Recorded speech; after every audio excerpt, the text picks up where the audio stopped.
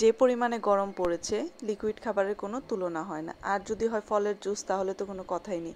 বাইরে অনেক রকমের জুসই পাওয়া যায়, কিন্তু তাদের হচ্ছে কোয়ালিটি আর বাসার কোয়ালিটি কিন্তু অনেকটা তফাৎ থাকে। কারণ হচ্ছে তারা অনেক পরিমাণে এখন ইদানিং পানি অ্যাড করে, যে কারণে জুসের স্বাদটা আসলে নষ্ট হয়ে যায়।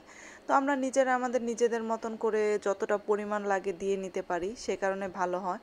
তো মহিতোটা বানানোর জন্য কিছু লেবু টুকরো করে নিয়েছি, কিছু তরমুজ টুকরো করে নিয়েছি, চিনি আর লবণটা অ্যাড করে নিলাম।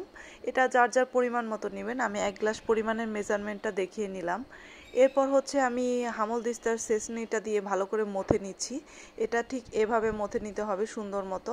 তো অনেকে হচ্ছে এটা ছেঁকে নিতে পারে, বাট না ছেঁকেই বেটার লাগে, কারণ তরমুজগুলো থাকলেই ভালো লাগে।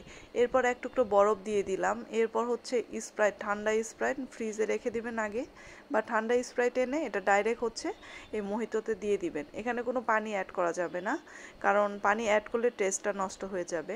এরপর হচ্ছে ডেকোরেশনের জন্য এক টুকরো লেবু দিয়ে দিলাম।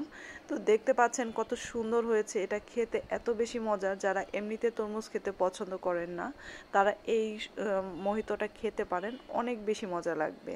তো আপনাদের যদি ভালো লেগে থাকে অবশ্যই এই মোহিতোটা ট্রাই করতে পারেন। আশা করি কম বেশি সবাই জানে, তারপরেও আমি নতুন করে বললাম, যদি ভালো লেগে থাকে অবশ্যই ট্রাই করবেন। ধন্যবাদ সবাইকে।